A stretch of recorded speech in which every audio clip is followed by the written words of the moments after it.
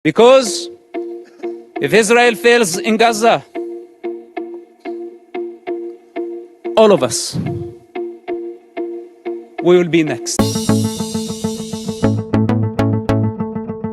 Sa patuloy na bakbakan ng IDF at Hamas sa Gaza, ay patuloy naman ang pagtaas ng bilang ng mga nadadamay na sibilyan kung saan ay karamihan dito ay mga kabataan. Isang kaganapan na patuloy na ipinapanawagan ngayon ng mga pro-Palestine sa United Nations na pahintuin na ang Israel sa walang tigil na pambobomba sa Gaza, magkaroon ng tigil putukan at palayain na ang Palestine. Ngunit walang ni isang pro-Palestine na miyembro ng United Nations ang nanawagan sa Hamas na palayain na ang hostages mula sa Israel na hawak nito upang maumpisahan na ang usapan. Ito ay dahil sa hindi sigurado ang lahat kung tunay nga bang buhay pa ang mahigit 200 hostages na kinuha ng Hamas. Ngayon, ang anak ng leader ng Hamas na si Mosab Hassan Yousef ay humarap sa United Nations at nagbigay ng babala sa lahat kapag mabigo ang Israel laban sa Hamas, kung ano ang kahinatnan ng mga tao at ano ang maaaring danasin ito kapag mas lalong lumakas ang Hamas. Such a difficult situation. I see lots of division and confusion, lots of hatred, lots of misinformation. And everybody speaks on behalf of the children and on behalf of the innocent. But I am not sure about their real intention. But today I can speak on the authority of a Palestinian child, someone who grew up in that culture. Hamas' first crime against children in the Palestinian societies is not arming them or encouraging them to carry suicide bombing attacks. It's the religious, ideological indoctrination that I had to go through.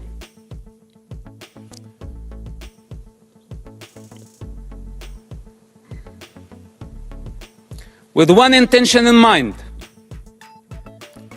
to annihilate the state of Israel. This is Hamas' primary goal. In this truth, there is no confusion. I speak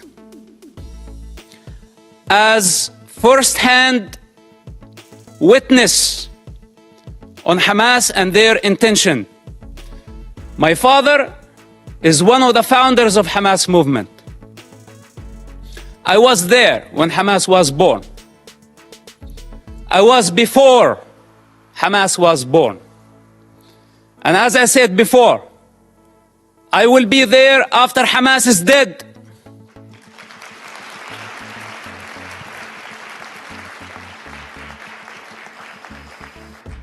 I am not a part of propaganda.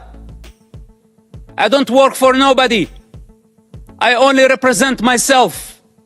And on this authority, I speak. So don't be mistaken. And take my words very carefully.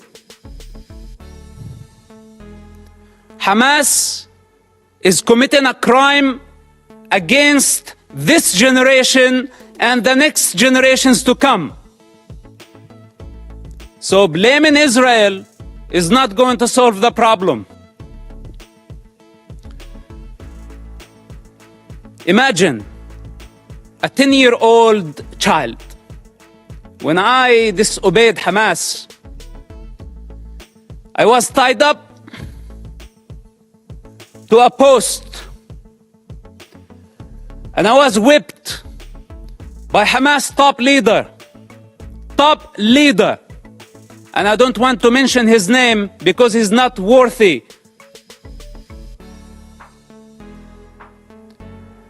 With the electric cable.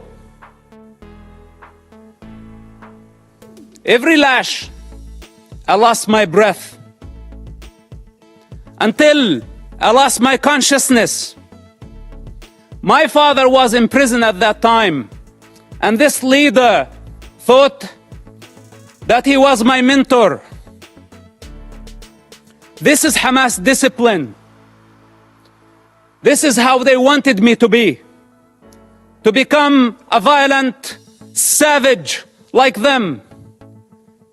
And the very basic intelligence of a child, when I felt that was not natural, it wasn't, but I had still to go to the mosque to please my mother and please my father and obey this type of monsters.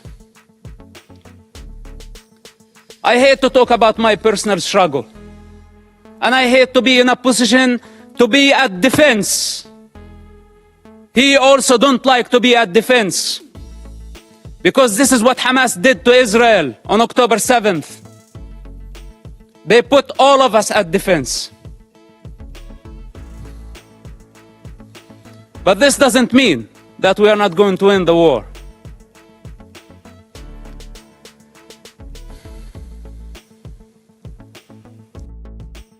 Growing up in that society, majority of the Palestinians blamed Israel. And as a child, I took it as a Quran. I took it as a holy scripture that Israel was our problem. But then as I grew up, I start identifying the enemy within.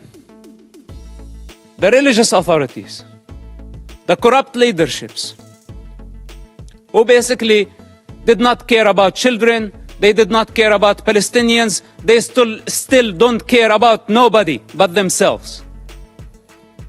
And the world has been empowering them against the prey, against the victims. This has to come to an end. Let's put my childhood on the side, because maybe a child does not see things for what they are. Maybe I was very bad. I misbehaved myself as a child to deserve to be beaten up again and again and again by Hamas leaders. And some people say, is it a personal problem? Well, it is a personal problem. Do you have any problem with me having Hamas problem as a personal problem? It is a personal problem. And I swear I will not die before I see Hamas dead. Can I make this a goal to my life?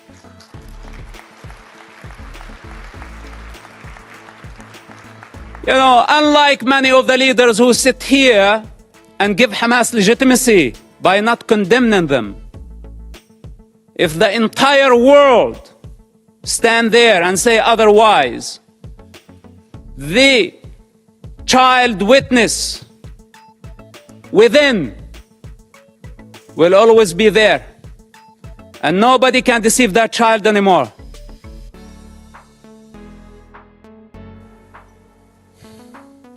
Then, as I grew up, I become the Hamas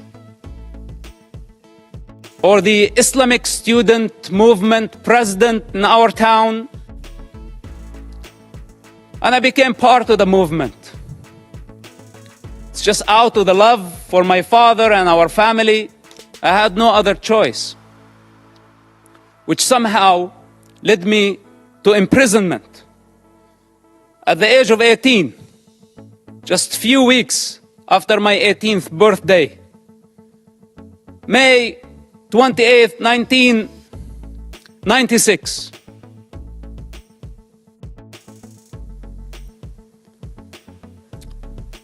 My problem was not Israel who arrested me during that experience. It was Hamas again, but this time with a lot more brutality, a lot more pain than the pain I experienced on a personal level. In prison, Hamas tortured and killed hundreds of Palestinian prisoners, Hamas members, because Hamas had suspicion that they were collaborating with the state of Israel. I spent 16 months in that first arrest among Hamas leaders. What was called Al-Majd, Hamas security wing. for those who don't know, this division of Hamas. This security wing, they brutally tortured people, putting needles under their fingernails, burning plastic on their bodies, putting off cigarettes in their skin. Screams of hundreds of prisoners over that period of time. How could I forget? And I don't wish for any of you to go through such experience to realize what type of monster we are dealing with. It's unfortunate that my father helped establish such an organization. And I don't mean to dishonor him. I love my father and I will always do. I'm not here to dishonor my people. I love my people.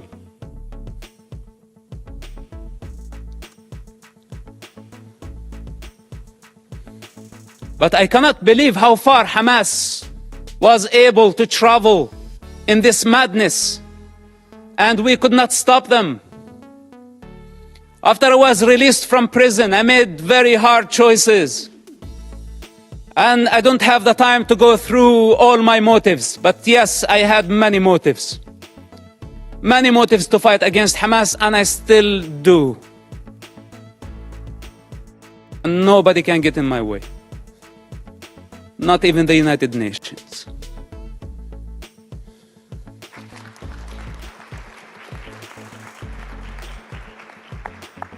So the choices I made were against any rational mind. I ended up working together with the Israeli intelligence for 10 years. We had a common goal. That goal was to stop suicide bombing attacks. Hamas, for those who don't know, or those who have short memory, carried many suicide bombing attacks during the 90s and the early 2000s. Dozens of suicide bombing attacks where a suicide bomber took an explosive built went to inside a bus and blow himself up, killing all type of people. Not only Israelis. Americans were killed. Europeans were killed. Other nationalities, including Israeli Arabs, including Muslims. Hamas did not differentiate. Take Hotel Park, for example. On a holiday, on the most sacred Jewish holiday, a suicide bomber go into the dinner, blow himself up, kill more than 30 people. Some Holocaust survivors died in that attack. Dolphinarium, some teenagers having fun at the beach. Hamas suicide bomber killed about 18 and wounded dozens. Look up, see how many buses. It did not stop there. Hamas attacked the Hebrew University. 6 Americans were killed in that attack.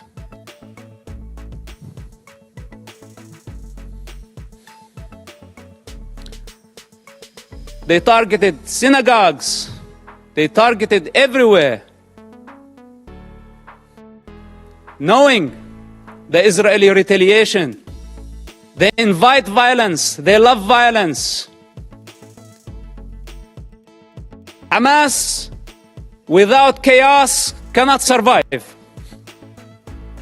It's their climate. This is where they thrive. When the peace process came, if you follow the history of Hamas and their development or their evolution, whatever you want to call it, Hamas, what sabotaged the peace process through suicide bombing attacks.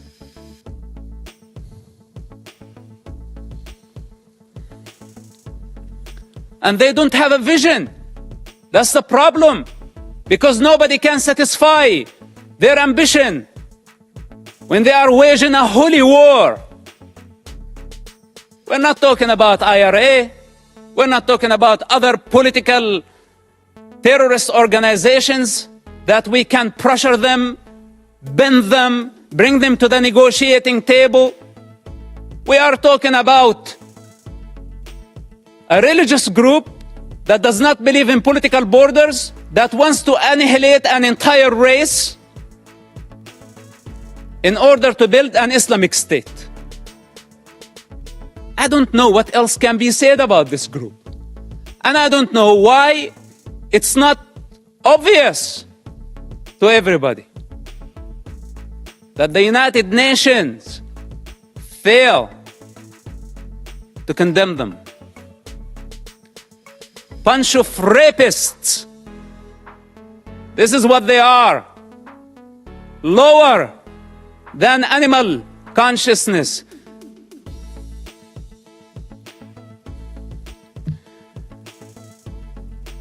So, I don't speak only on the authority of that child and someone who grew up in the Palestinian territory. I also speak on the authority of someone who has 10 years of experience in a counter-terrorism of the Israeli intelligence. It took us 8 years to capture someone by name Ibrahim Hamid, this mass murderer. 8 years he hid in a small town of Ramallah, less than 20,000 people. It took us 8 years to capture him, while he was sending suicide bombers every other day. It was a big nightmare to capture him. And you know now what they are doing? Why the hostage situation that we have in Gaza? They want him. He's on the top of the list to be released. Ibrahim Hamid, remember his name? Look him up. They want mass murderers to go back to the street. And if you ask yourself, the guy that you saw earlier, Yahya Sinwar, with the child and the rifle, this guy was released just recently, part of the prisoner exchange with Israel, when Israel had to release more than 1,000 Hamas members to return one Israeli soldier back to his mother. And Hamas had a taste to that. So they thought this time they can go and bring 200 hostages and more. So they can bring the only true democracy in the Middle East to its knees. This is why it's a very brutal war. For those who are in the intelligence communities, they understand the significance of this. And they know that that Israel cannot release more Hamas terrorists. Because this guy, you saw, Yahya Sinwar, he is the mastermind behind the attacks on October 7th. And how can Israel afford, or how can any of you validate or prove the release of mass murderers back to the street so they can carry a lot more terrorist attacks and hijack an entire society, use hundreds of thousands of people as human shields?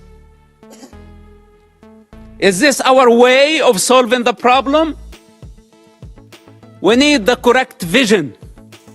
First of all, we need to identify the origins of suffering, where it's coming from. Where does it originate from?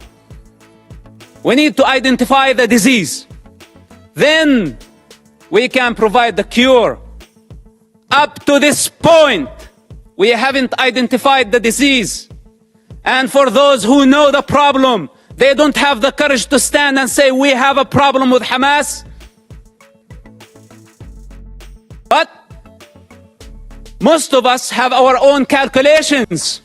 From Russia to China to the rest of the superpowers, given Hamas cover. Hamas gave the attacks on October 7th as a birthday gift to Putin.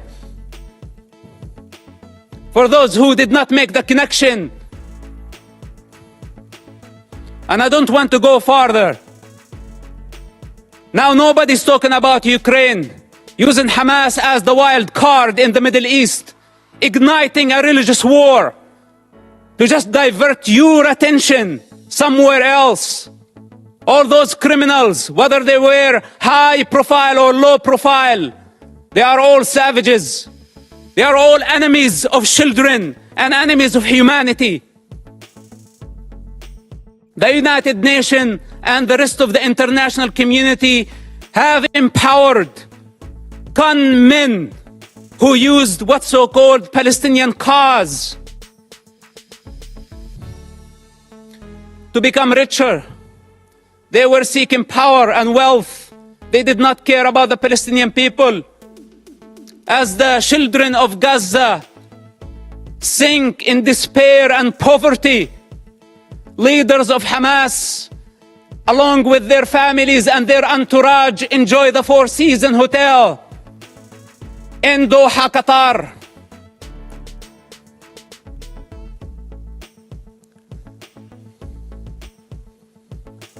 We can continue putting our head in the sand, but then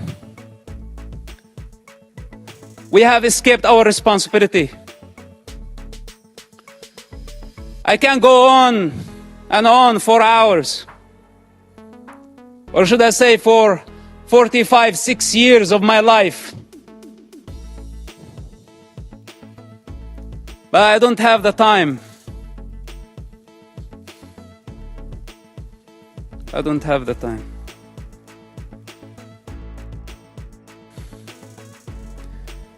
If we don't eradicate Hamas this war and this time, if we don't eradicate them, the next Gaza war is going to be deadlier. It's going to be much greater. If today we are complaining about 10,000 casualties, even though I'm not sure about the numbers because it's Hamas statistics, I don't trust anything they say or anything they do. But even if it was true, it's actually a miracle that we have only this number. The next war, we will talking about hundreds of thousands. This is the fourth war with Hamas and the fifth war in Gaza, because also Islamic Jihad had their own war. If we don't eradicate Hamas and other terrorist groups in Gaza this time and give Gaza back to the people of Gaza, we will give them legitimacy. We will show them that we are afraid. And tomorrow, they will come back with vengeance. What made Hamas attack this time a lot stronger than the past wars, because under the international pressure,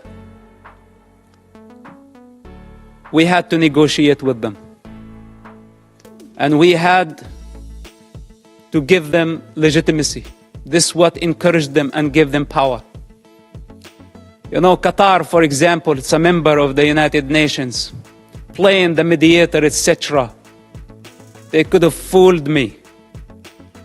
They are the ones hosting Hamas. They are the ones who have been funding Hamas. Russia, Musa Abu Marzouk, a Hamas top leader, was in Moscow just yesterday. Okay, to be more accurate, a week ago. What's this?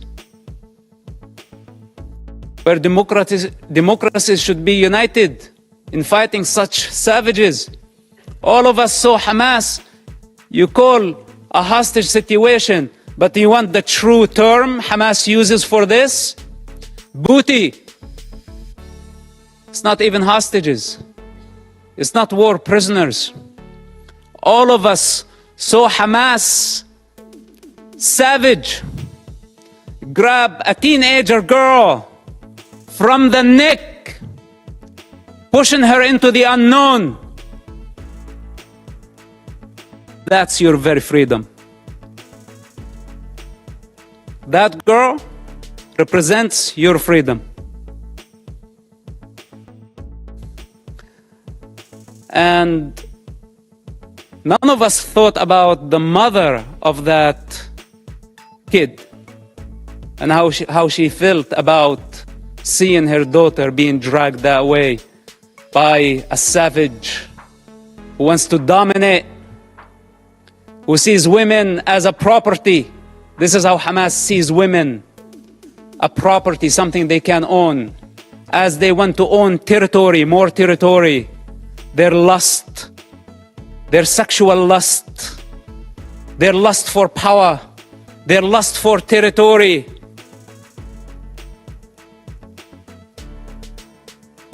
I had to die many times in order to transcend this mentality. So we are talking about a big problem. It's beyond Israel. And here is the danger. And with this, I will conclude. The danger if Israel fail their war in Gaza, which is a brutal war. Because if it was open war, Israel would annihilate Hamas in no time, matter of hours, let's say days. Hamas is finished. But since Hamas strategy, it's a strategic thing of Hamas to take human shields. This crime cannot be forgiven. None of us should forgive this crime. Gambling with children's blood for political gain, it doesn't get worse than this. So Israel now got stained by blood. This is what Hamas wanted to happen from day one. They wanted to sacrifice thousands of children so Israel can take the blame. Digging tunnels and bunkers under hospitals, schools, launching missiles.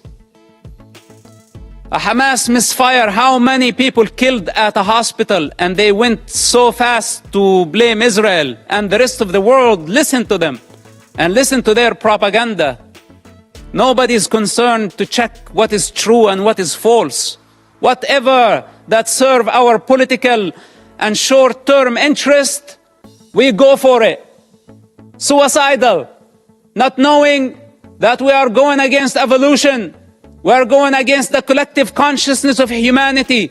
We're going against the interest of children, the defenseless children who has no one to speak on their behalf. They don't have the power to discern. And yes, they are dying. But who's causing all this death? Blame is the cheap way. It's the way of the coward. Those who have the courage, take responsibility. They don't blame.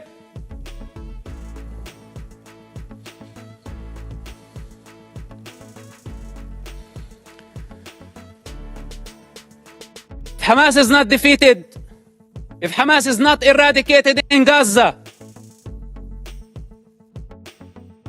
we will set the model. We will give the freedom to so many radical groups around the world, especially in Europe. Because many of ISIS have fled to Europe under civilian cover. They are sleeping cells in Europe. And there is a migrant problem in Europe. And there is an Islamic problem in Europe. And this is just a warning.